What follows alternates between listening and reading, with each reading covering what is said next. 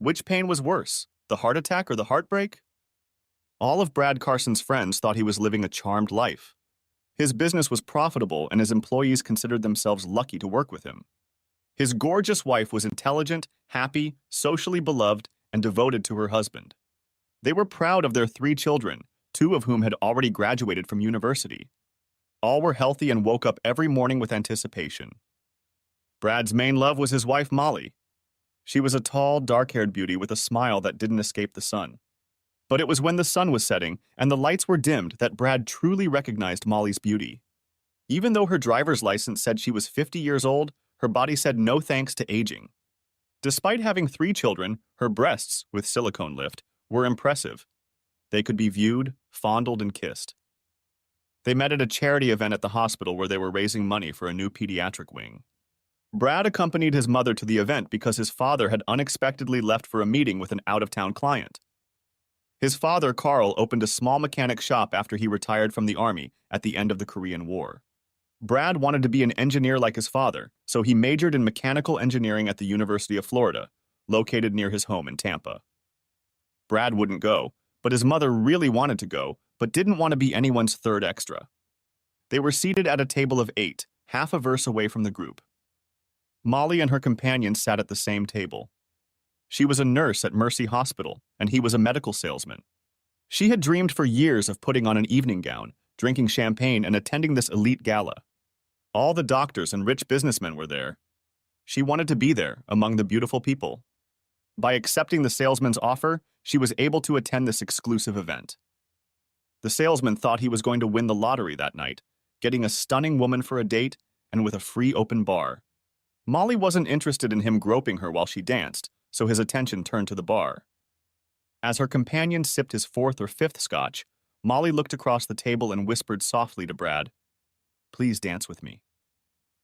Brad's mother noticed Molly's position as well, nudged him under the ribs with her elbow, and winked as if to say, "Come on!" Brad was on his feet in a flash and held out his hand to Molly.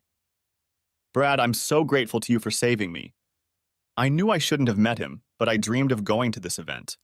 It's every girl's dream to dance the night away with a charming man at an event like this. I hope you don't mind dancing with me?" Smiling, Brad replied, "I'm happy to help you make your evening memorable. I hope to play the role of Prince Charming for you this evening. If you have a good time tonight, would you agree to go out with me Saturday night?" She raised an eyebrow and said, "I don't have a date right now, but I'd be willing if the right guy would take me out for a nice dinner and maybe a dance." "I may not be the right guy, but I'd really like to take you out to dinner and dancing."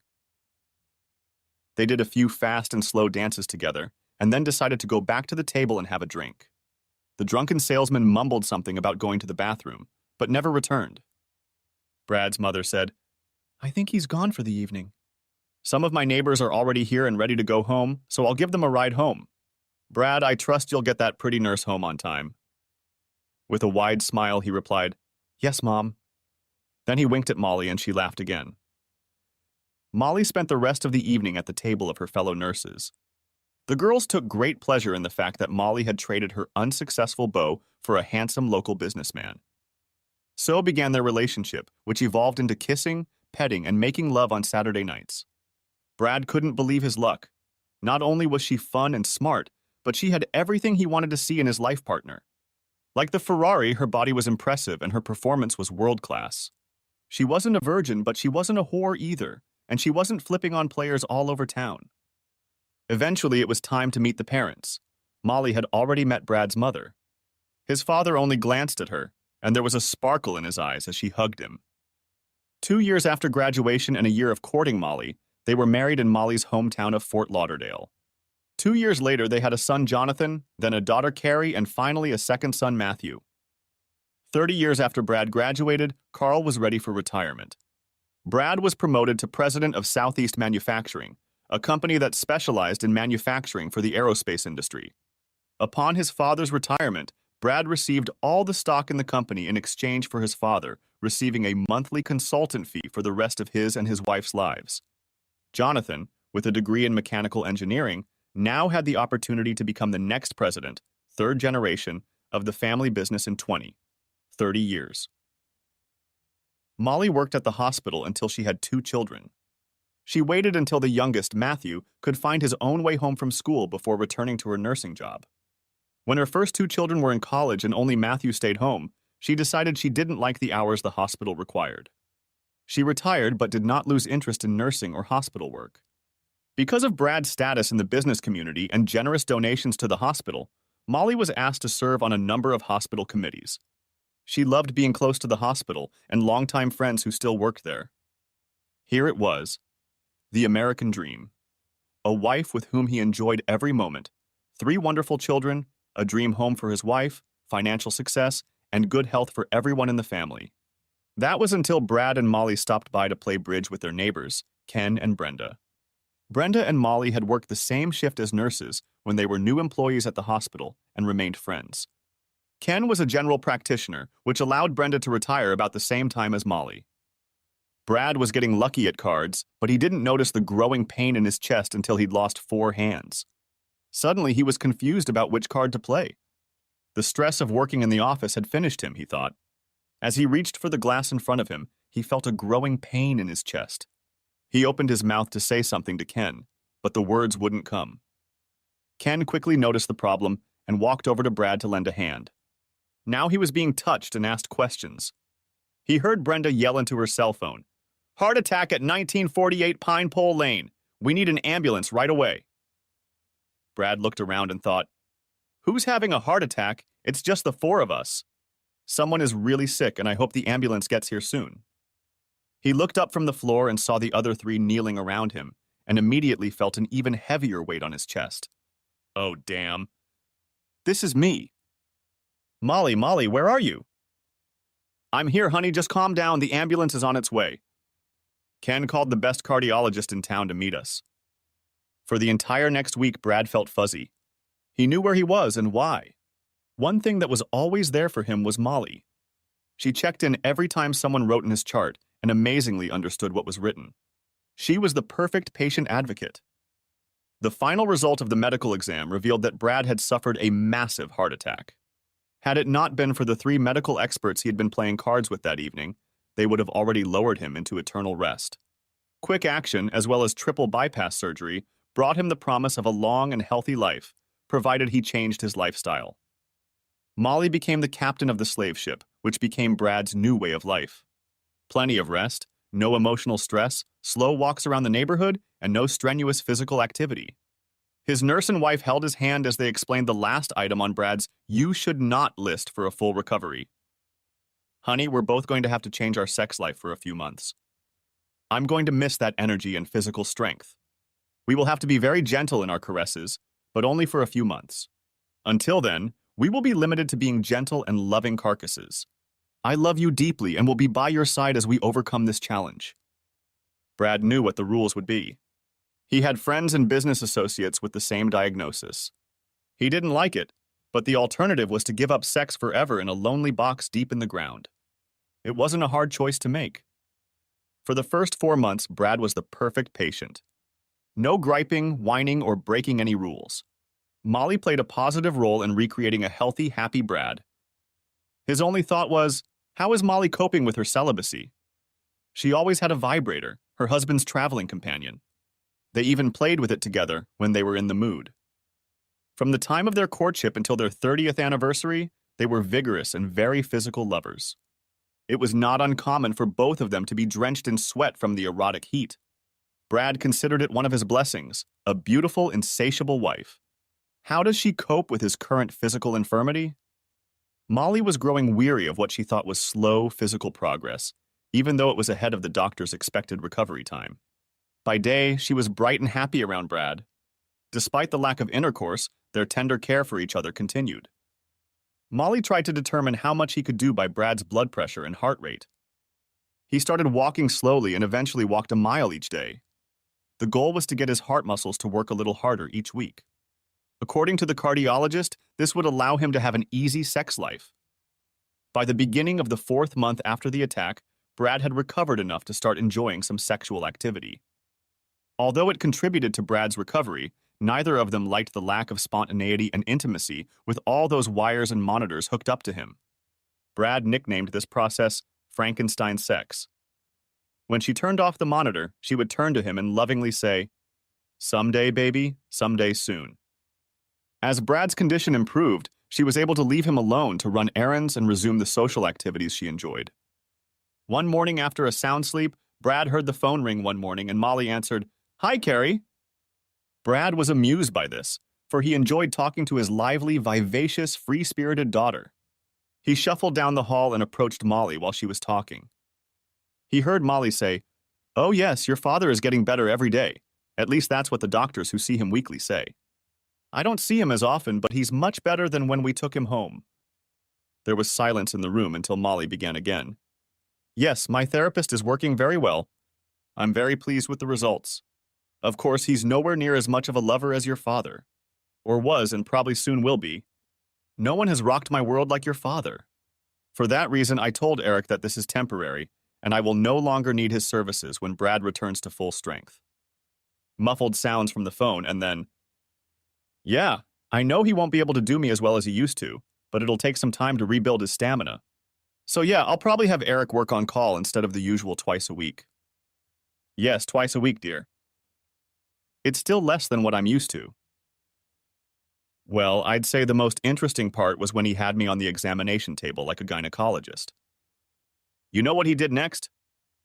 "No, dear. Absolutely not. Never, never, never do this to your husband while he's able to do his job. I'll drop Eric like a hot potato as soon as Brad can make me feel good." At this point, Brad couldn't stand in the hallway. He had to sit down before he fell over. The love of his life was having fun with another man. How could she? Am I really that withdrawable?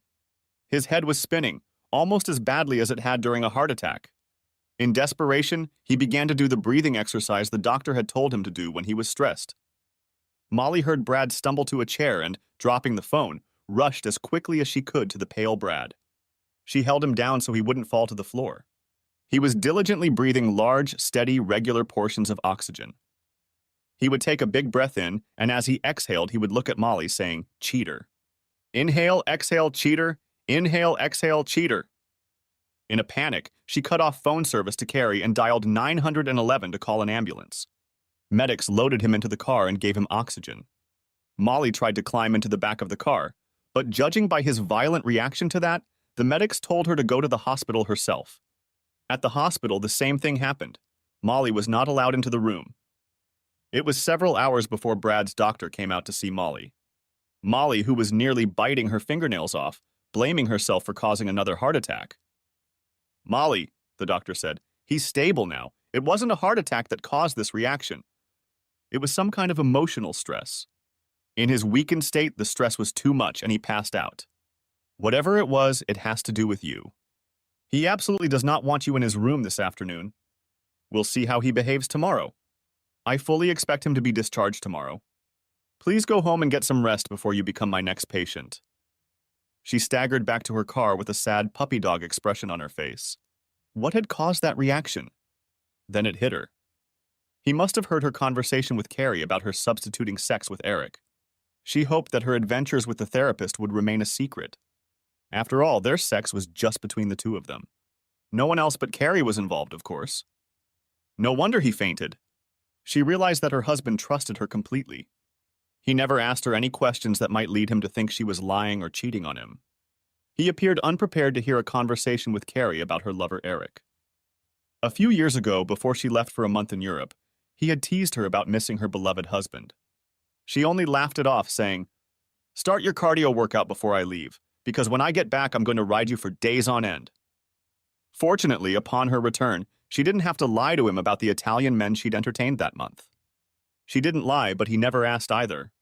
That was also the plan for the duration of his disability. The next morning, his buddy, Dr. Ken, came to check on Brad.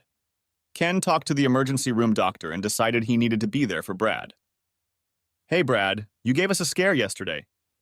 I'm glad your heart wasn't the main culprit, but the stress you were under could lead to another heart attack.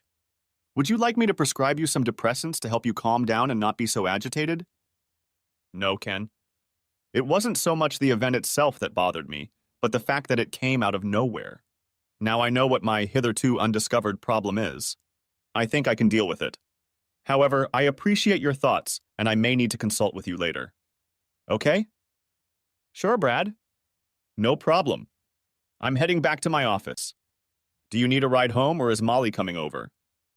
He said, No, Molly is not coming to take me to my house. This was said with more vehemence than Ken expected. His doctor friend began to diagnose that the source of Brad's stress attack was related to Molly. On the way home, Ken was careful not to broach topics that might cause Brad stress. He helped Brad into the house and sat him on the couch in the family room. He was surprised that Molly wasn't there with her husband. Brad didn't mind spending a few hours alone before meeting with his wife. He wrote down a few points he wanted to convey to her. He would get to the heart of the problem in a few days. First, he wanted to rest, not jump into the blazing dumpster he knew was not far off. When Molly arrived, she dropped the groceries and ran to Brad. The hurt look in his eyes and the obvious pain on his face stopped her like a fast-running dog caught at the end of a long leash. Brad, I'm sorry. Shut up. I don't want to talk about what you discussed with Carrie. I need to rest, clear my head, and calm down. But Brad? Shut up. Did I not make myself clear to you, or are you trying to kill me? No, Brad. I'm just so happy to have you back in our home. I want to live a long life with you. I can't live without you. If you love me so much, please get me a glass of water. I also need to get this horrible hospital food out of my bowels. Please make me dinner since it's 6 p.m. It was a very quiet evening as Molly walked the tightrope, trying not to mention her obvious infidelity in conversations with her obviously distraught husband. After 2 hours of watching two NFL teams playing uninteresting soccer, he went to bed. For the first time in his memory, he went to bed without kissing Molly goodnight. He made his way to the master bedroom and turned off all the alarm clocks, figuring he'd get some sleep that way. After a while, he felt his wife, naked, slide into bed. She pressed her lush breasts against his back and wrapped her arms around him. Don't, was all he said to get her to stop any touching of his skin. He was already having trouble falling asleep without the bed rocking as she sobbed softly. He thought, if she doesn't like the new arrangement, she can go to the guest room. 2 days later, he said, let's talk after breakfast. Is that okay with you? After putting away their hearty dinner, she sat on the edge of the kitchen table, waiting for the worst conversation of her life. Brad silently entered the room, sat across from her at the table, and placed the clipboard and pen on the table. Molly, I want you to tell me in your own words what's going on in regards to what I heard from your phone conversation with Carrie. I've only heard one side of it, and it sounds like you've been cheating on me for some time now. Now I want to hear the whole story from beginning to end. Do you understand what I want to hear? Muttering a yes so quietly he barely heard her. Something else, Molly. We are on a precipice over a huge chasm. Our marriage could be fixed or destroyed depending on what you tell me. Truth is as important to me as fidelity. Don't try to lie or omit important points thinking you're saving me or protecting me. If I find out you are lying or hiding facts about your behavior, I will begin divorce proceedings immediately. Do you understand? Yes. I will now allow you to recount what has happened, and I will not interrupt you. This is your one and only moment to lay everything out to determine where we go from here. This clipboard is needed so that I can write down my questions after you have finished. Now it's your turn to speak. Brad, I'm sorry you had to hear part of my conversation with Carrie. Your reaction is understandable. What makes it worse is that it happened at a time when you were recovering so well. He thought, that's a lie, judging by what she said to Carrie earlier. She sounds like a suck-up from your heart attack. Thank you for not throwing me out on the street, but allowing me to explain my position. That's why I love you so much. My story started 3 years ago when I was playing tennis a lot. I was suffering from sprained muscles and ligaments. I was sitting on the sideline and almost crying from the pain and inability to play properly when a man about 10 years younger than me asked if I was okay. I explained my problem and he said he was a physical therapist and might be able to help me. At first, I thought he was a jerk and just wanted to rub my butt and feet. He gave me his business card and said we could go to the first aid tent and he could work on me in front of the EMTs. Molly continued. After about a half hour, my back felt 100 times better and I was able to finish the tournament. He has an office south of Tampa, and I've gone to see him several times since then to keep my back from failing. We never had anything close to sex. It was always a professional doctor-patient relationship. I enjoyed his company, but I never even kissed or hugged him. Everything changed after your heart attack, Brad.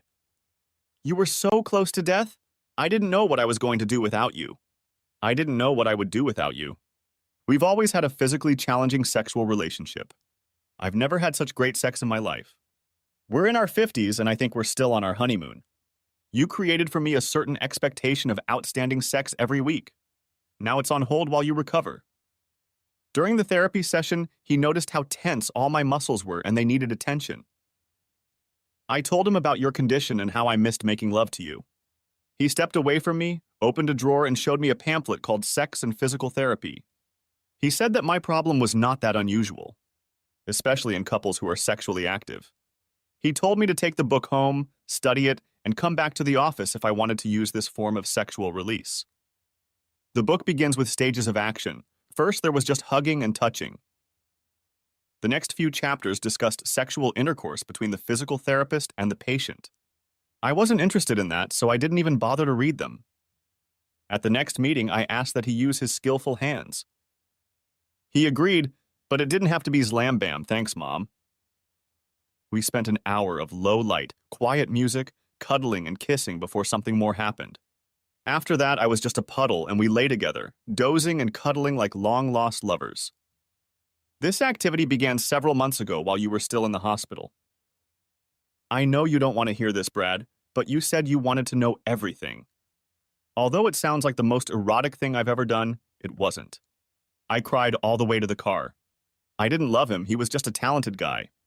I cried because I wanted you to be the one to make me relax like you used to. Over the next few weeks, we moved on to actual intercourse. He wasn't as big or as skillful or as loving as you, and I told him so. He said it wasn't a competition for me, but to keep my libido alive so I could come back to you, tuned up like a Ferrari, ready for my main driver to rock my world. He said he would gladly let me go so he could come back to love you. It was just working with another patient. In fact, he made me sign a slip each time that I had a procedure that day. That's what he called it, a treatment. Brad, this was supposed to be temporary until you got better. I didn't want my sex drive to leave me because I want you and only you with me. I don't want to be one of those middle-aged wives who no longer want sex with their man. I want to keep rocking and rolling with you, baby. I apologize to you and will answer all your questions. Brad already had a list of items ready, but now he had a million or two more. First of all, Molly, who is this guy? I see no need to give you his name as the whole disgrace lies with me, not him. Okay, Molly, I think we're done here. I have just enough time to get to the attorney's office and start the paperwork. As he was about to leave, she jumped up and shouted, "This is Eric Adams from Bradenton, Florida. Molly, you said you wanted to be sexually customized all the time, like a Ferrari. Did it ever occur to you that your Ferrari could be driven out of a nice garage and left in a dark alley? No, because no one knew what I was doing. We took a lot of precautions. I wanted to be able to answer you like I did last year, and without this mess I made. How many people know you're a cuckold? There was no cuckolding. I always respected you and looked forward to your return to our bed. That's bullshit. When a married woman has fun with someone other than her husband, you are committing the most hurtful part of disrespecting your husband. Cuckolding is a simple word that is the worst thing you can do to your husband. No real man would ever publicly agree to voluntarily accept this label because it makes him seem less than a man. Now, how many people know about this procedure that fooled me? Just me and Eric. Then what were you talking to Carrie about? Time to catch another liar. Oh yes, Carrie and I discussed it at length before I started the more intimate treatment. She decided it was a good idea and you wouldn't have a problem with it. She reminded me that I am the master of my body. I should be able to make all the decisions about what I do with this body. She supported the decision I made. Later, she called me and told me that her brothers also thought it would be good for both of us in the long run. So the cuckold support group has grown from you and Eric to our 3 kids. That's 5, and Jonathan and Carrie told their spouses? I guess that's 7 now. Molly could only shrug at his remark. She asked, "Can I give you an analogy for our situation that I read in the booklet? It's a story about a soccer player in the NFL. He was the best running back on the team until he suffered an injury that didn't end his season, but he will miss 4 games. The number 2 player comes to the team and plays well, but when number 1 is ready, he replaces number 2. Number one doesn't hate number two for filling in for him. It's part of life. I think there are some similarities there. Interesting story. The difference is that the NFL contract with both players allows for replacement for both injury and performance. A team can also cut any player at any time for any reason. Our contract clearly states that there will be no substitutions for any reason at any time. That's about all I have for questions today. You can't believe how tired I am. Maybe it's just the sheer frustration of how my life is being ruined. This isn't over, we need to talk some more. I just don't have the energy to get into it enough to understand the future. Molly rushed to him, crying and saying, "I'm so sorry this is happening to you. I promise to make it all right. I love you so much." To emphasize her point, she threw her arms around his neck and tried to kiss him. "Get your filthy, drooling lips off me. You need to get tested for STDs before you get within 6 feet of me again. The sooner the better." "Oh, Brad, I can't do that. I know all the nurses at the health center. I'd be humiliated if I came in and asked for a test." "How humiliating that would be." "You mean it's more humiliating than having fun with some asshole and telling my kids about my inferiority?" "Yes, I'm very sorry for you and your reputation. More sorry than you are for my humiliation. I need fresh air, it stinks in here. I'm going outside, so leave me alone, Molly." While Brad went to the backyard, Molly sobbed at the table. Since it was a warm morning, Brad took advantage of the hammock in the shade to take a nap. He'd learned a lot from his conversation with Molly, but he wasn't happy about it. Then he wondered what else he didn't know. Although sleep wasn't refreshing, it was better than discussing how Molly spent her free time. He rolled out of the hammock and headed inside for a drink of water. He would have preferred a nice light beer after dinner, but that was out of the question. On his way to the bathroom, he didn't notice that Molly had just finished showering and was drying herself off. She was standing naked in the middle of the bathroom, vigorously wiping her hair. The towel covered her face, and she didn't notice Brad enter the room. Brad stopped abruptly, seeing his wife naked for the first time in weeks. He knew this was the most beautiful woman he had ever seen, let alone loved. He couldn't help but smile looking at such a beautiful body. Molly just removed the towel from her face and saw a smiling Brad. Their gazes met and lingered on each other. Until Brad saw it, he gasped, concentrating his vision. There they were, the love bites on the inside of her thighs. "What the hell?" "Molly, he's tagging you. He's sending me messages that you belong to him, not me. Now you come first for him and I come second. How could you do this to me? How? And why? Brad, don't you realize? This is all because of you. I only had sex with Eric because I couldn't have sex with you. Eric knows that. We're not lovers, he's just supporting me so I can be the wife you're used to. I'm doing this for you, for us, so we can go back to the way things used to be. Every day when I look at you, I want to throw you on the floor and jump on you. I want you to live with me for the next 50 years. To do that, I'm going to have to do the hardest thing I've ever done. Deny myself sex with you. Sex with Eric means nothing to me but exercise, like going to the driving range to hone your stroke." Brad remained silent, preferring to hear everything he needed to understand why his loving wife had betrayed him. He didn't feel like arguing. He didn't have the energy or desire to stand there and yell at each other. Both the heart beating in his chest and the heart of his soul had been traumatized over the past couple days, and he needed rest. A place to think without the hurricane of drama. "I'm going to get some rest in the bedroom. Leave me alone." No sooner had he relaxed than his phone informed him of an incoming call from his daughter. "Hi, Daddy. I'm glad you didn't have to stay in the hospital that long. Was it just a little flash in the heart?" "No, honey, it's much worse than that. I found out that my wife was cheating on me. It surprised and infuriated me, so much so that I had an anxiety attack. I'm at a crossroads as to what to do." "Oh, Dad, no need to worry, just forget about it and move on with your life. Mom loves you and having sex with her therapist doesn't make sense. She was totally confused while you were in the hospital. She needed a release or she would have had a heart attack. Didn't you notice how less nervous she was when she was taking care of you the last 4 months? It was better for both her and you that she could get that sexual release. My friends and I discussed it, and the consensus was that she did the right thing for herself and for you. Most importantly, she is nursing you back to health, and you love each other even more than before. She's not complaining about your heart attack, so you shouldn't complain about her needing to be treated with sex.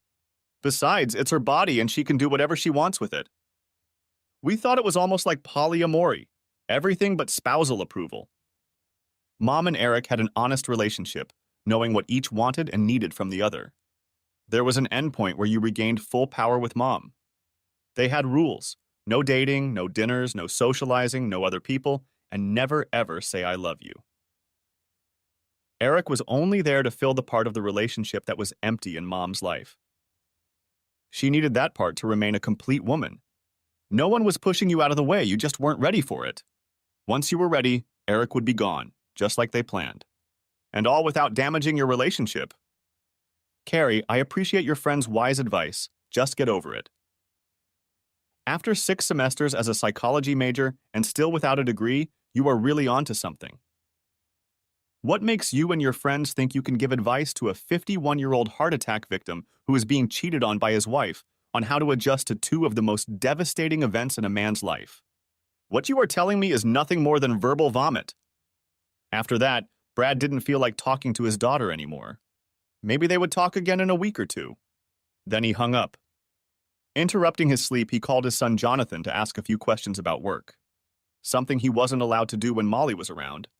At the end of the conversation, he asked his oldest son, "Did you know that your mom started having sex with her physical therapist after my heart attack?" "No, this is the first I've heard of it. I knew she was seeing a therapist regularly, but I didn't know anything about the sex they were having. When did it start and how are you going to end it? Who is this asshole anyway? Didn't you know about this, Dad?" "No, I just happened to come across it when your mom and Carrie were talking. Your mom said Carrie told you and Matthew about it, and you were cool with it." "There's not an ounce of truth in that!" Jonathan almost shouted. "I'd remember that conversation and kick my sister's ass if she revealed that shit was going on. I know she's hanging out with some whores. I don't know what her husband Tim thinks about it, but I think he and I need to have a talk." "I'm very sorry to hear that, Dad." "It must be a terrible shock. Please let me know what you need, and I will do my best to help you, whatever it is." "Thank you, son. I appreciate it. Have you talked to Matthew lately? Does he know anything about this? We talked about you being in the hospital last night, but nothing like that travesty came up. We just thought it was a relapse. No one told us anything different. Please call your brother and give him the news. I have so much energy left today that I can't talk about this shitstorm anymore. Don't let Carrie or your mother know that you know the real reason for the latest hospitalization. I want to see what other lies will be told and from whom." Jonathan replied, "I know this is hard for you, but you need to turn off your anger and relax. Let what will happen happen. You've always been a quick decision maker, but you need to change your style. Relax. Take the time to make rational rather than quick decisions. Keep your heart healthy. Okay?" Both men were disappointed by what happened and promised to keep in touch. He couldn't settle down to sleep, so he went to the family room. There he found a note. "Going to take an STD test. I don't want to do it, but I'll do anything you ask if you let me stay married to you. Much love, Molly." He sat on the couch and reflected on Jonathan's remarks about taking it easy on his heart. One of the joys of his life was a good cigar on the back patio. Molly hates even the smell of smoke permeating the house when he goes in and out for more alcohol. He thought, she does what she wants to do. And I'll do what I want. With these thoughts, he dusted off the humidor he hadn't opened in 5 months. His choice was the Liga Privada No. 9. At 7 inches long, it should last an hour. Sitting on the bus, he lit the cigar that was at the top of Molly's "You Don't Smoke" list. Yes, smoking is bad for your health, as is having your wife have fun with someone else. His favorite single malt scotch poured on one finger doesn't hurt either. He turned on Fox Sports Center and distracted himself from the shitstorm surrounding him. It was a relaxing 65 minutes with the stub of his cigar smoldering in the ashtray when Molly walked in the door. "What the hell?" was her first reaction to the earthy odor of one of mankind's finest smoking blends. "Brad, you shouldn't be smoking!" "Yeah, and you shouldn't be having fun with some jerk. It will ruin the curtains and the carpeting. You won't be able to get the smoke odor out. It will never be the same again. It has to be ripped out and thrown away," he said angrily. "You know, Molly, there's real symbolism here. The smoke ruined the rug, so we threw it away. You ruined our marriage, so maybe we should throw it away too." Knowing she would be rejected, she couldn't run and hug her husband. He was right, and she had no one to blame but herself. She couldn't find the words to parry his attacks. Instead, she walked over to the couch and sat down, but not next to him, but on the same couch, as close as he would let her be to him. Trying for a change of scenery, she asked, "We're invited to the Simpsons tonight for wine and dessert. Sharon has finished renovating her kitchen and wants us to see it. I know it's not something you like to do, but could we leave the house for an hour or two and take a break from the terrible pain I've caused you? Please?" Okay, an hour is all I can take from her husband. It would be nice to get out of this house for a while, though. I don't really like Gary either, but Kelly and the Sullivans will be there, so you won't be alone with Gary. Their dinner passed in silence until Brad asked about her visit to the clinic. Molly replied, "It was humbling. I knew all 3 nurses. They handled it professionally and didn't judge me, at least to my face. The worst part was having to tell them who I had sex with in the last 90 days. My hand shook violently when I put in Eric's name instead of yours. I'm so ashamed, Brad. I can understand at least a small, very small part of what you're going through." She struggled to get the last word out. Brad didn't say anything, and he didn't need to. Molly happily walked into Gary and Sharon's house. Brad feigned a small fake smile and went into the kitchen to make admiring remarks about it. Gary led Brad into the family room where Paul and Sam were discussing the next Buccaneers soccer game. All 3 men had already proceeded to select Gary's whiskey, laughing and joking. Gary offered Brad a drink, and Brad replied, "Sorry, I'll have to stay away from that for a few more months. Thanks for the offer." "I forgot about that, Brad. How's the rehab going?" "Rehab takes time and energy and doesn't allow me to do as much as I want." Smirking, Gary said, "Too bad there are things you want to do but can't. By the way, I heard that you let your wife have fun with other guys because of your weak heart. I'd like to put my name on the list of guys she's allowed to have fun with. I'd really like to do her." At those words, Brad's face turned stony and his eyes shot fire at the emotionless jerk. How dare he talk to him like that? Gary noticed the change in mood, smiled quickly, and said, "Just kidding, pulling your chain. I meant no disrespect to you or Molly." He held out his hand and said, "No hard feelings." Brad's face softened, but his heart and anger had not subsided. He took a step toward Gary, extending his right hand. Gary smirked but didn't notice as Brad's left hand took a strong swing and went straight for Gary's balls. His glistening fist delivered a straight punch. As Gary cried out in excruciating pain, Brad took the opportunity and delivered an elbow strike to Gary's jaw. Brad wanted Gary to feel pain every time he thought of Brad Carson or his wife. Gary spun 360 degrees and fell onto the coffee table, scattering glasses, drinks, and snacks everywhere. The 3 women ran into the room as Sharon exclaimed, "What happened?" Brad looked directly at Molly and grinned. "Gary heard that you're having fun with other men because I can't perform in front of you. He asked me to put him on the list of guys who can entertain you. I gave him my answer." Molly's face poured blood. "Oh no," was all she could say, but she repeated it over and over again. She turned to Sharon and screamed, "You weren't supposed to tell anyone!" "No one. You weren't supposed to tell anyone." Molly turned to Brad, but he was gone. She didn't even hear the door slam shut over Gary's groan. Molly saw only Brad's taillights as she rushed outside to talk to him. "Oh shit, he's gone," was her first thought. Then she shuddered as she thought of the other, broader meaning of he's gone. Forever? The breathing exercises he did to reduce his stress levels had already had an effect when he reached his driveway. In situations like this, Brad's therapist had advised him to go to his happy place.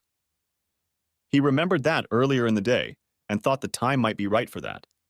He was going to the fortress. That was his happy place. Once inside, he loaded a few changes of clothes, his laptop, and a basket of medication and got into his car.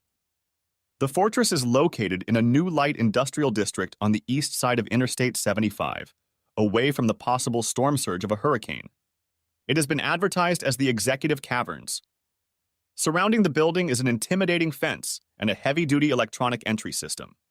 The long, one-story windowless concrete buildings had roll-up garage doors and steel doors for 6 separate units. Brad used the remote to open the roll-up door and entered a large room. Brad's 1,500 square foot room had a concrete floor, a small bedroom, a bathroom with shower, and a kitchenette. There were couches, chairs, and tables in a large area with a 72-inch television mounted on the wall in the center. The concrete wall was decorated with pennants, posters, and flags of the University of Florida Gators and the Tampa Bay Buccaneers team. The posters depicting nude women on the back of the soccer posters changed depending on who was in attendance. The center of his attention in this modern man cave was a 1999 Mercedes SL 500 convertible. It was a gleaming silver two-seat R129 Roadster. His baby girl was sheltered and sitting nose to nose with the Lexus he had just escaped Molly in. Molly, oh yeah, he thought, looking through the numerous messages that had made his phone feel like a bag of angry bees for the last half hour. For the first time in 2 days, he smiled at the thought of Molly. They'd been good together, but times were changing. He was an engineer by training and inclination. On the wall hung a whiteboard for keeping track of bets, wagers, and sports results, and he figured it would come in handy. He cleared the whiteboard of past games played before his heart attack. It seemed that 10 years ago he had been a vigorous man with a faithful wife, but only 3 days had passed. Now he called the whiteboard Molly's numbers. There were 4 columns labeled, "I'm sorry," "I love you," "Please forgive me," "I'll do whatever it takes," and blah, blah, blah. The last column read, "How many people know?" He chuckled as he watched phrases from the cheater's book of excuses appear in Molly's phone calls and texts. He thought, the more people cheat, the more it all sounds the same. He couldn't remember how many of those phrases had been used since he'd first learned of her infidelity. So he started the tally with this evening's fiasco. "I'm sorry," 9. "I love you," 15. "Please forgive me," 8. "Whatever it takes," 12. "Blah, blah, blah, blah," 1. The how many people know column had an increasing number, starting with 2, Eric and Molly. The next 3 children and their spouses made up the number 7. Carrie's 3 friends and the hospital nurses made up 13. And finally, the 3 couples from that night brought the total to the 19 he knew of. How many more were there? He was glad Molly had given such a detailed account of how she'd had fun with the world's greatest lover. Yeah, that's right. Pandora, put on Frank Sinatra. That was the music he wanted to hear as he put away his clothes and took his evening medication. A strong man, doing things his own way, living life to the fullest, despite having had a few painful relationships. He came out a winner, and that is how he will build his life now. The next morning he woke up rested and calm. Calm didn't really fit the description of his cell phone, though. Good thing the whiteboard made it easy to erase and replace new numbers. As he was enjoying his morning coffee, there was a knock on his door. He thought, how the hell did she get through the gate? When he looked through the peephole, all he saw was a police cap. When he opened the door, he saw a young policeman and a female police lieutenant. "Are you Brad Carson?" "Yes, ma'am, me." "May I come in, Mr. Carson?" Brad opened the door fully and invited the officers in. It was hard to see any bodily features of the female officer, except that she was blonde, tall, and without makeup, her face was attractive. The officers entered and took a quick look around the cave. "I'm Lieutenant Pauls, and this is Officer Sullivan. Your wife called the police station last night and asked them to put out a silver alert for you. She thought you had another heart attack while driving and couldn't get home. We don't put out an amber alert or silver alert without doing an investigation. After questioning her, we thought you might be here. So, Mr. Carson, how are you feeling? Do you need any medical attention?" Brad grinned and said, "I'm not having a heart attack, I'm having a heartbreak. My wife had an affair while I was recovering from a heart attack 4 months ago. I needed to get out of the house and de-stress. Nonetheless, thank you for checking up on me." Lieutenant Pauls replied, "No problem, just doing our job." Turning to leave, she said, "Oh my God, is that a Roadster? I just love that car. What year is it?" 1999 with only 92,000 miles on it. It's beautiful. The car isn't even half disassembled yet. Can I sit in it? Brad caught a glimpse of her graceful athleticism as she slid into the car. Her eyes sparkled, and her smile betrayed her happiness as she gripped the steering wheel. Running her hand over the dashboard, she sighed and stepped out of the Mercedes. "Thank you for the pleasure of touching your car." It was fun. Stepping right up to him, she handed him her card and said, "Give me a call if you need anything, and I'm glad you're not in trouble." From the way she was acting, Brad realized he was going to need that card very soon. He wrote to Molly, "You didn't tell me you were doing 4 months, so why should I tell you I'm doing one night?" He scheduled a mid-morning meeting with his attorney to have time to make corrective actions at the bank and investment companies afterward. Brad spoke calmly and measuredly about his grief to his attorney, Joe Smith. Joe and Brad had been friends and golf partners for many years. After exposing his open wounds, Brad asked, "Is divorce as bad for my finances as it is for my heart?" "It's a good thing you've had great legal help over the last 15 years, he said with a smirk. "Not knowing what we did at the time, what we did before will protect you, my friend. Remember after that accident you were in, we put all your assets except the house into a trust? We were all terrified that if anything happened to you, the sole shareholder of the company would suffer at the hands of the IRS. I even got Molly to sign an affidavit transferring all the shares in your company to a trust. The same goes for the divorce. Of course, we need to make some changes to the trust. You'll still be the trustee, but we'll change the beneficiary name from Molly to you. We won't name her in the trust. Son Jonathan will become your co-trustee with powers only after your death. Next, we will change your will, specifying how you want the trust assets divided. As you said, 1/3 will go to Jonathan, 1/3 to Matthew, and 1/3 to Carrie's children under 25. Education expenses will be covered from age 18. What do you want to do with Molly? Your house isn't in a trust, and I don't know what you want to do with it. Of course, you'll probably have to pay Molly's spousal support for several years. What are your thoughts?" Brad replied, "I took care of the house. I fund a self-directed IRA to the maximum each year for her retirement. How much child support do you think I have to pay?" "I don't know. We'll see what Molly and the judge think. For now, we need to do some strategic planning. I assume you're going to start closing and transferring checks, savings, and credit cards today? Also, we need to print and sign an amended trust and will before you file for divorce. We need to do all of this in the right order to speed up the settlement process. It is very fortunate that we executed this trust several years ago. Financially, you are doing fine. It's unfortunate that your marriage didn't work out so well." After taking care of closing and transferring business, he stopped by the grocery store to pick up the necessary supplies for his man cave turned home. Since it was a beautiful fall day, he lifted the roll-up garage door to freshen the air inside. He was looking forward to this weekend. The fortress has 6 buildings, and holiday parties are always fun. Gas grills are laid out in the driveways, and water tanks are filled with ice and beer. Nearly all of the other cave owners displayed their school's flags on Saturday and NFL flags on Sunday. The SEC rivalry games were the best times as the fans were extremely loyal and a lot of fun in that environment. He knew he wouldn't be alone when his life changed. He looked forward to spending more time in his SL500, which was certainly an eye-catcher. Rolling his eyes, he saw how many more messages and calls appeared on his cell phone. Regardless of the source, almost all the subjects of correspondence were in the same 4 columns on his whiteboard, and he saw no need to respond. One message was different from the others. It was from Carrie, begging him to call her. Yielding to Carrie's request, he called her, hoping the call would go to voicemail. No such luck. Carrie answered, "Hi, Daddy." After greeting her, Carrie began to tell him, "Daddy, you have to call Mom. She's out of her mind with grief, anger, and regret. She's afraid someone will find you dead from another heart attack. Can you call her, please?" Brad thought, "I think I'll file this under blah, blah, blah." "Okay, Carrie, what do you want me to say?" "Molly, I'm sorry you were worried about me. You didn't worry about me enough to stay out of that asshole's bed for 4 months. Why worry now when I'm getting better? Is that what you want me to tell Carrie?" "Come on, Dad, she made a mistake. Can you forgive her and get back together?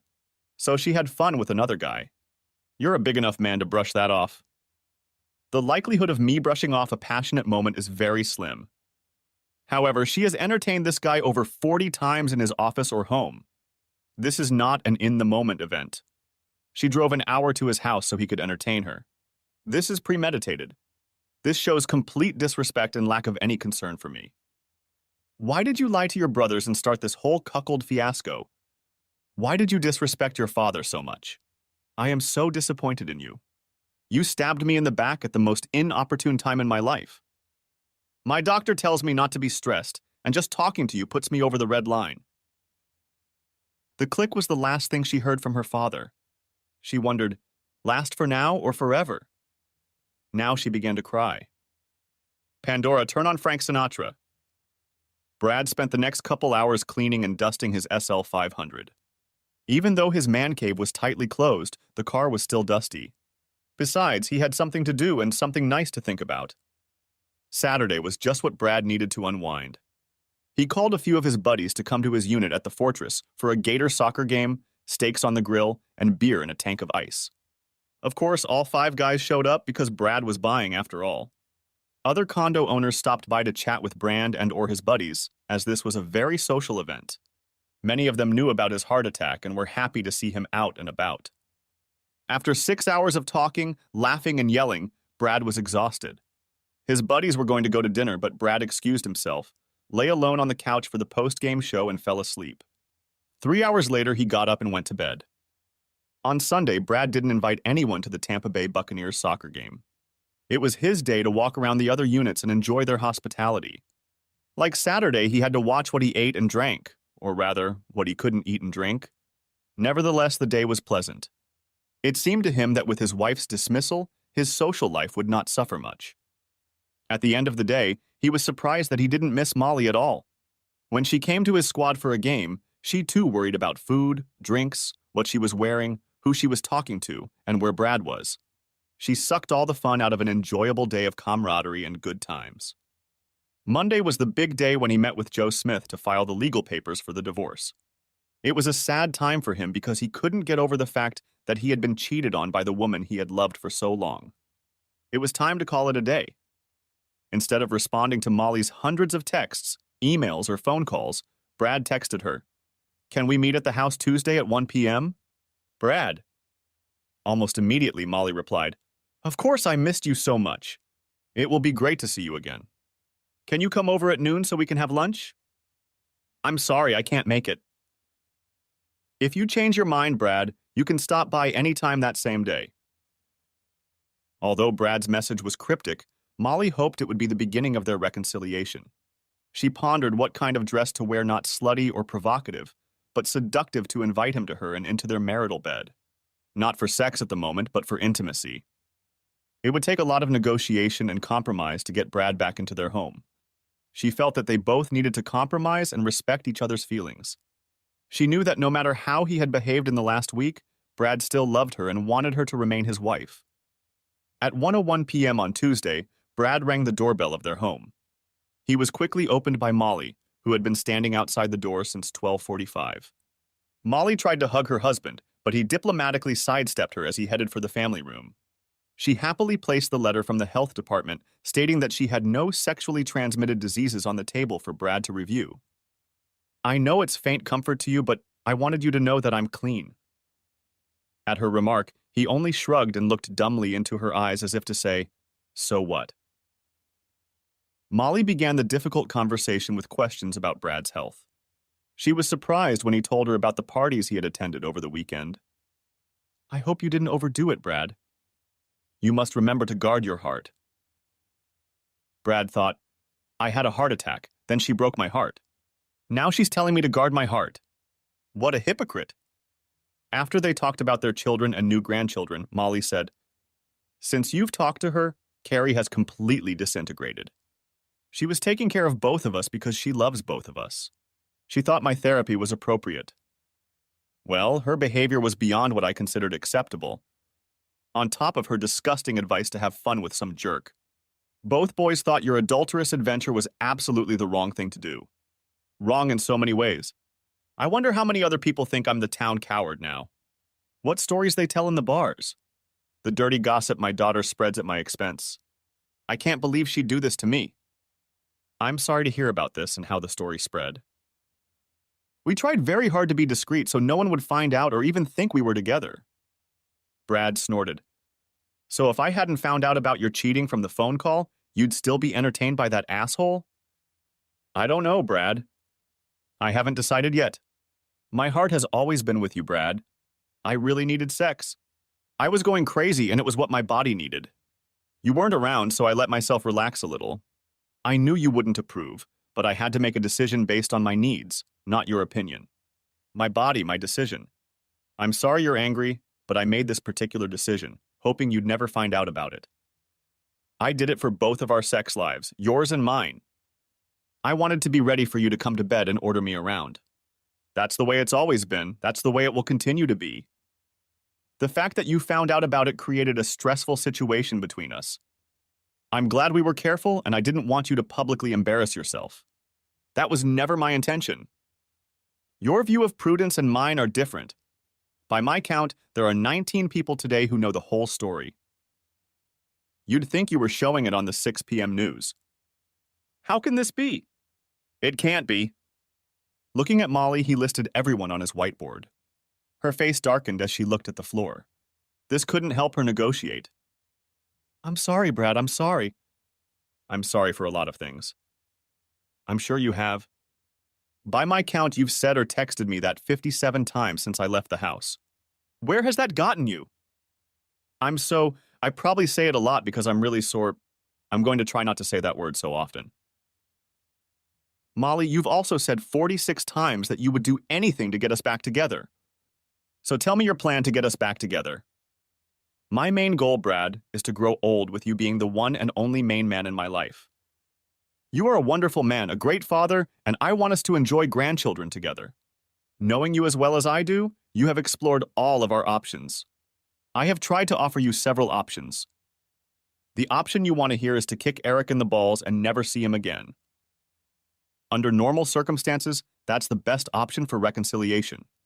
I'm willing to make that promise to you, but I don't feel I can remain faithful to you while you're incapacitated. It's hard for me to tell you this, but I want to be honest with you. Once you are allowed to have sex, I can guarantee that I will be faithful to you. Eric and all other men are no longer attractive to me. Like I said, Eric is a temporary replacement for the best lover in my life. Your treatment of me in the bedroom has made me a nymphomaniac. I just love having sex with you, but you're temporarily out of commission. I have it on good authority that in a few months you will be ready to thrill me to the skies. In the meantime, I suggest we give up on Eric. I need to have sex twice a week.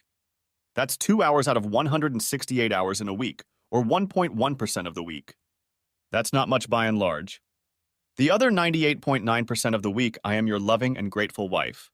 You won't even know that I had sex with Eric, just like you didn't know I had sex with him for the past 4 months. You two were getting along great back then, weren't you? See, it's not that hard, is it? When your penis is resurrected and becomes fully functional, the dynamics change. When you can have sex once a week, I take 1 day away from Eric. When we can make love twice a week, Eric won't need to be around.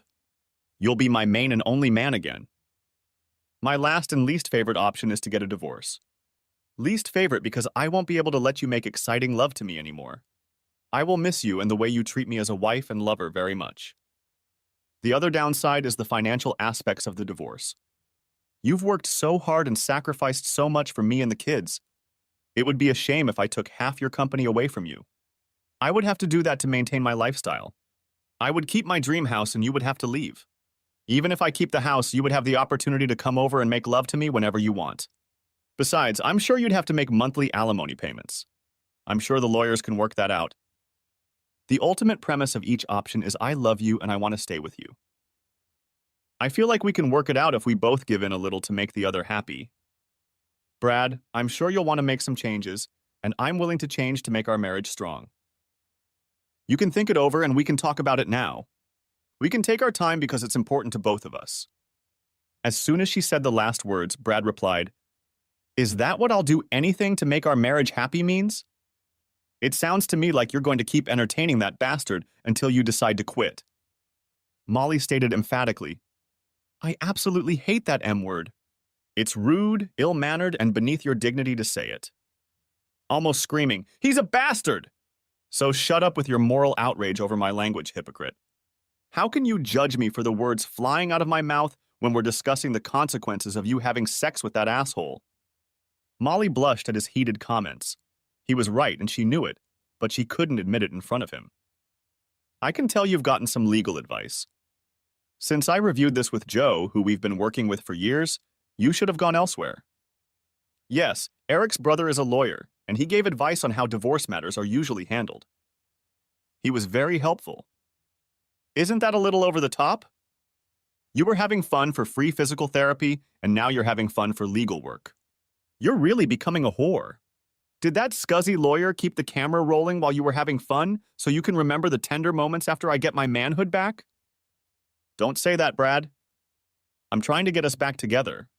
Please, let's calmly try to make things right. Just for the sake of conversation, can you tell me what you think of our reconciliation?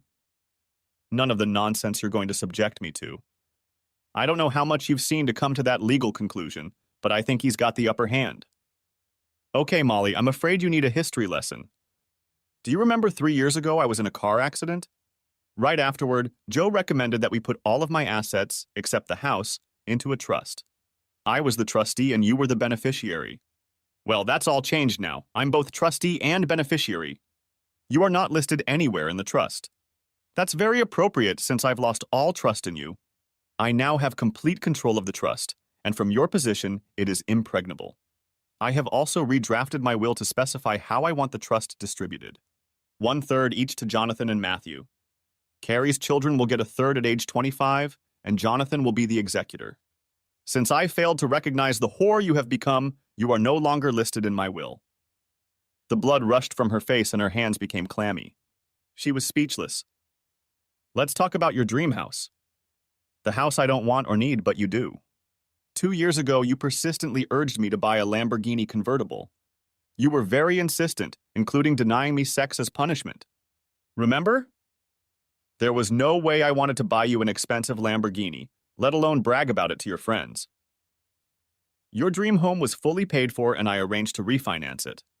You and I signed a $900,000 mortgage on a $1,200, 000 home.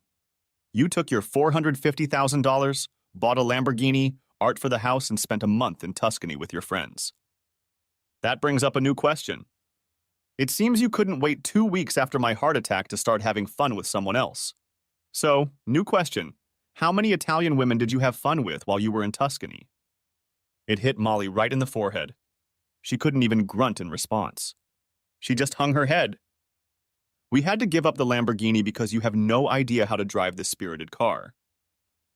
A fender bender on a Lamborghini costs a lot more than the Lexus I drive. After a combination of constant expensive car repairs, rising insurance rates, and speeding tickets, I convinced you to trade it in for a Mercedes sedan, losing over $100,000. You still have artwork in your house. It's yours. I don't want any of it. You never told me how much a villa in Tuscany costs for a month. Anyway, your share of the home refinancing is now in your entryway and on the walls, but you still owe $450,000. I took my $450,000 to buy a condo in the fortress and invested the balance, which today has almost doubled in value. That's something your lawyer won't be able to grasp either. You can take the house and stay in it as long as you make the payments. Good luck with that. If you want to own the whole house, not just half, I'll give you my half if you sign these papers within a week. Of course, then you'll have to pay my $450,000 mortgage payment. You won't get spousal support or alimony. I'm disabled, unable to work, and I don't have a clear doctor's opinion as to when I can return to work. My disability insurance policy is the only income I have. That's too bad, honey, but income-wise I'm poorer now than I was when I married you. As great as your sex with that bastard was, I'm sure this one will be remembered longer. I'm leaving your house, Molly. The divorce papers will be ready soon. Study them, hire a real lawyer, pay cash, not what you're used to. Brad left the envelope with the divorce papers, staggered briskly to the door, then turned and said, I had a heart attack that almost killed me. The pain and injuries were horrible, but I'm getting better every day. It's nothing compared to you breaking my heart. I'll never recover from that, but I'll damn well try. Walking to his car, he thought, what a difference a week makes. It seems like it was years ago, but it only took 8 days to completely destroy my entire family. Court-ordered mediation was Molly's last hope for reconciliation. Brad used these sessions to quiet the hatred in his heart and soothe his soul. He didn't want to have another heart attack. There was too much to do as the best part of his life was coming up. He really didn't want to ever see Molly again. Brad and Carrie were never able to fully repair their relationship. Brad left the will intact and did not change the beneficiaries. Epilogue. Molly's unsuccessful attorney tried to blow up the trust, but he wasn't versed in complex asset protection techniques. She had gone to another reputable firm, and they told her that what Brad had suggested was probably the best she could hope for. The fact that he had taken all these legal steps years before the divorce proved that he was acting in good faith at the time. Molly accepted Brad's offer to pay half the value of the house and the debt, then quickly sold the house. She has a small apartment in a safe neighborhood. Brad called a crew of movers to move his belongings out of the house and sent most of them to a storage unit or the fortress. He decided to wait until after the divorce to find a smaller apartment or house. He started coming to the office for an hour or two a day, but he refused to take a paycheck. Investments in his name alone gave him the cash he needed, but it was not considered income. At that time, Laura Miller, Director of Human Resources, was called to his office. As they were removing his belongings from his former home, he found an interesting folder. In it, he found a monthly report from a company that provided health insurance. Also in the folder was a pamphlet titled Sex and Physical Therapist. This report showed that Eric Adams sent a request to their company's health insurance company to pay for Molly's treatment at $100 a day for every working day of the week for 5 months. That's $2,000 a month that the company was paying Eric to entertain his wife. Over the past few months, Brad had learned to change his behavior. This time there was a devilish laugh instead of a scream. Molly wasn't there more than 8 days a month. It was time to toast Eric's eggs. Laura had to gather and go through all the medical bills for him and Molly for the past 5 months. Eric had apparently decided that the medical bills from Brad's heart attack would so overwhelm the health insurance reporting that his $100 bills for sex would go unnoticed. Laura was shocked by the obvious health insurance fraud that Eric had committed with their company. Brad told her to have a representative from the insurance company check it all out. Upon checking the paperwork, the representative was furious. She said protocol was for them to contact Eric Adams first and have him explain and prove that his billing was accurate. If it was proven that it was not, he was to refund them $10,000 for 5 months of treatment. If they don't get paid, they will sue. Either way, he will be banned from participating in health insurance with all companies that give denials. Brad asked his attorney Joe Smith to contact the Florida Medical Board and ask them to review the sex and therapist brochure in regards to Eric Adam having sex with Molly Carson over 40 times. After further review and interviews with Eric and Molly, his license to practice physical therapy in the state of Florida was revoked. Molly was mortified at the way she was treated, as she had to detail what Eric did in each of these treatments. She felt like the men on the board were peeking at her and the women were looking at her with disgust. Brad got Joe to ask the local district attorney to bring a fraud case against Eric. As a favor to Joe, the DA filed charges but didn't prosecute him because $10,000 is a small amount of money in the underworld. Nevertheless, anyone who types Eric Adams' name into a search engine will see fraud charges. Brad hired a search company to check applications in other states in case Eric wanted to practice physical therapy there. A few days after the application was submitted, Joe Smith informed the new state of Eric's fraudulent and dishonorable activities. Because Brad was found to be disabled with little income, Molly had to return to the world of work. She didn't have time to take continuing education courses, so her nursing license was suspended. Her new profession was working as a nurse's aide at a local nursing home, a far cry from the life she had led at the country club. Her work schedule and reduced income prevented her from joining her ex-girlfriends at the country club pool for an afternoon drink of cosmopolitans. Her divorced friends were so depressed by the news of her divorce that they started inviting her poor, lonely, soon-to-be ex-husband over for drinks and dinner. Their sons had little contact with her. Carrie and Molly blamed each other for alienating Brad and the boys. Both women were outraged that they had received very little property from Brad in the divorce. Brad laughed off Carrie's threat to deprive him of contact with his grandchildren. After an embarrassing interview with the medical board about her having fun with Eric, she cut off all contact with him. Neither Brad nor the kids know if she's seeing anyone, but that's hard to do when you work the night shift. Brad asked Joe if he could convince the DA to file prostitution charges against Molly. After all, she'd gotten treatment for $100 in exchange for sex. Goods and/or services in exchange for sex was the definition of prostitution, but Joe doubted that it would succeed. Brad didn't care. At least the police came to her apartment to investigate the humiliating charges. After the divorce was finalized, Brad was also the subject of a police investigation. After a Sunday drive in his SL 500 with Lieutenant Pauls, now known as Shelley, the investigation began. There were times that Brad found himself handcuffed to the bed. Brad is back to living life to the fullest. Numerous friends and acquaintances constantly set him up with his sisters, neighbors, friends, and coworkers. For over 30 years, he thought that Molly was the one and only woman for him, but it turned out she wasn't. He enjoyed interviewing to find a new one and only woman for himself. That's it. Thanks for watching. I hope you enjoyed this story. Subscribe to my channel and watch the next video.